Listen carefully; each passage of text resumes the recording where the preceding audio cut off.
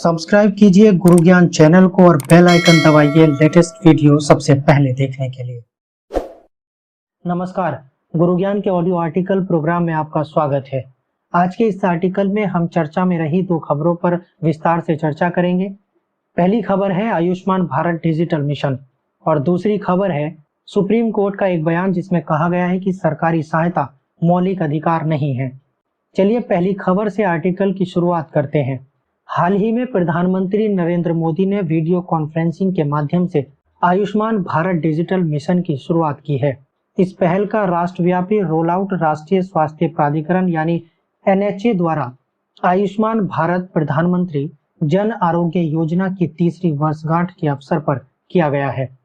आयुष्मान भारत भारत की एक प्रमुख योजना है जिसे सार्वभौमिक स्वास्थ्य कवरेज के दृष्टिकोण को प्राप्त करने के लिए राष्ट्रीय स्वास्थ्य नीति 2017 की सिफारिश के अनुसार शुरू किया गया था। इस मिशन को राष्ट्रीय डिजिटल स्वास्थ्य मिशन के रूप में भी जाना जाता है। आइए बात करते हैं इसके कुछ प्रमुख बिंदुओं पर। इसका उद्देश्य सभी भारतीय नागरिकों को अस्पताल, बीमा कंपनियों और आवश्यकता पड़ने पर इलेक्ट्रॉनिक रूप से स्वास्थ्य रिकॉर्ड तक पहुंचने में सहायता करने के लिए डिजिटल स्वास्थ्य ID प्रदान करना है। मिशन के पायलट प्रोजेक्ट की घोषणा प्रधानमंत्री ने 15 अगस्त 2020 को लाल किले के प्राचीर से की थी। यह पायलट परियोजना 6 राज्यों और केंद्र शासित प्रदेशों में चरणबद्ध रूप में लागू की जा रही है। बात करें मिशन की विशेषताओं की तो यह प्रत्येक नागरिक को प्रदान किया जाएगा जो उनके स्वास्थ्य खाते के रूप में भी काम करेगा। इस स्वास्थ्य खाते में हर परीक्षण, हर बीमारी, डॉक्टर से अपॉइंटमेंट, ली गई दवाओं और निदान का विवरण होगा। स्वास्थ्य ID निःशुल्क व स्वैच्छिक है। यह स्वास्थ्य डेटा का विश्लेषण करने में मदद करेगा और स्वास्थ्य कार्यक्रमों के बेहतर नियोजन, बजट और कार्यान्वयन सुनिश्चित करेगा।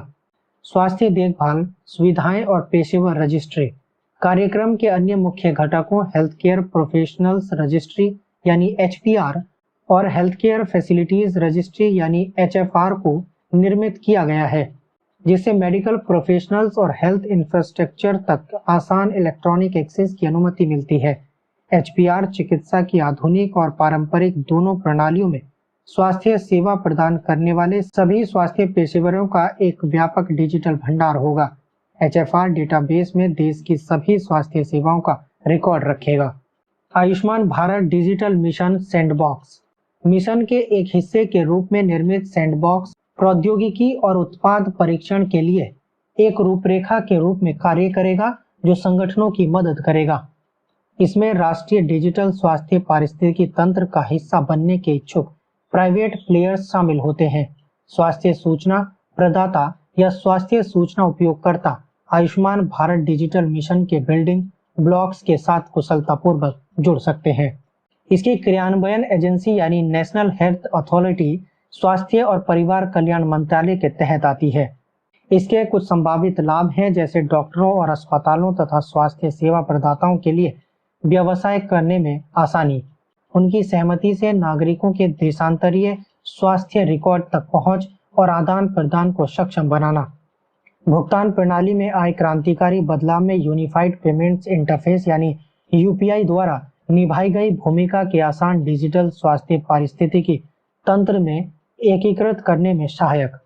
इसकी कुछ चिंताएं भी हैं जैसे डेटा सुरक्षा बिल की कमी के कारण निजी फर्मों और बेड प्लेयर्स द्वारा डेटा का दुरुपयोग हो सकता है, नागरिकों का बहिष्करण और सिस्टम में खराबी के कारण स्वास्थ्य सेवा से वंचित होना भी चिंता का विषय है। बात करते हैं क्या हो सकती है आगे की राह। NDHM अभी भी स्वास्थ्य को न्यायोचित अधिकार के रूप में मान्यता नहीं देता है। जैसा कि राष्ट्रीय स्वास्थ्य नीति 2015 के मसौदे में निर्धारित किया गया है, स्वास्थ्य को अधिकार बनाने के लिए एक पुश ड्राफ्ट होना चाहिए।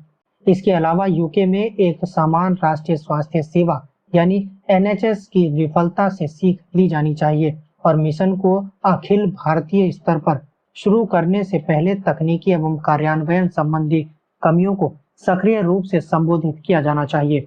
देश भर में NDHM आर्किटेक्चर के मानकीकरण के लिए राज्य विशिष्ट नियमों को समायोजित करने के तरीके खोजने की आवश्यकता होगी। इसे सरकारी योजनाओं जैसे आयुष्मान भारत योजना और अन्य IT सक्षम योजनाओं जैसे प्रजनन, बाल स्वास्थ्य देखभाल एवं निक्षय पोषण योजना आदि के साथ तालमेल बिठाने की आवश्यकता है। अब देखते हैं अपनी अगली खबर। सरकारी सहायता मौलिक अधिकार नहीं है। हाल ही में सुप्रीम कोर्ट ने फैसला सुनाया कि किसी संस्था को दी जाने वाली सरकारी सहायता एक नीति का विषय है, ना कि यह एक मौलिक अधिकार है। भारत के संविधान का अनुच्छेद 30 जो शैक्षिक संस्थानों की स्थापना और प्रशासन के लिए अल्पसंख्यकों के अधिकारों से संबंधित है, अपने स्वयं के प्रतिबंधों के अधीन है। आइए एक नजर डालते हैं इसके प्रमुख बिंदुओं पर। सहायता एक मौलिक अधिकार नहीं है। कोई भी संस्था, चाहे वह बहुसंख्यक हो या अल्पसंख्यक समुदाय द्वारा संचालित हो, सरकारी सहायता प्राप्त करने का अधिकार उसका मौलिक अधिकार नहीं है। दोनों ही मामलों में सहायता के नियमों और शर्तों का समान रूप से पालन करना होगा। इसके कुछ कारण भी हैं, जैसे सरकारी सहायता एक नीतिगत निर्णय है। यह विभिन्न कारकों पर निर्भर करती है, जिसमें संस्था के हित और सरकार की कार्यप्रणाली को समझने की क्षमता शामिल है। वित्तीय बाधाएं और कमियां ऐसे कारक हैं जिन्हें सहायता देते समय कोई भी निर्णय लेने में प्रासंगिक माना जाता है। इसमें सहायता प्रदान करने का निर्णय एवं सहायता के वितरण के तरीके दोनों शामिल हैं। सहायता वापस लेना। यदि सरकार ने सहायता वापस लेने के लिए कोई नीति बनाई है, तो कोई भी संस्था इस निर्णय पर प्रश्न नहीं उठा सकती है। यदि कोई संस्था ऐसी सहायता से जुड़ी शर्तों को स्वीकार और उनका पालन नहीं करना चाहती है, तो वह अनुदान को अस्वीकार करने तथा अपने तरीके से आगे बढ़ सकती है। इसके विपरीत किसी संस्था को यह अनुमति नहीं दी जा सकती कि सहायता अनुदान उसकी अपनी शर्तों पर मिलना चाहिए। आइए अब एक नजर डालते हैं भारतीय संविधान के अनुच्छेद 30 पर। भारतीय संविधान का अनुच्छेद 30(1) अल्पसंख्यकों, चाहे धार्मिक हो या भाषाई, उनको अधिकार प्रदान करता है कि सभी अल्पसंख्यक वर्गों को उनकी रुचि की शिक्षण संस्थाओं की स्थापना का अधिकार होगा। अनुच्छेद 30(1)(a) अल्पसंख्यक समूहों द्वारा स्थापित किसी भी शैक्षणिक संस्थान की संपत्ति के अधिग्रहण के लिए राशि के निर्धारण से संबंधित है।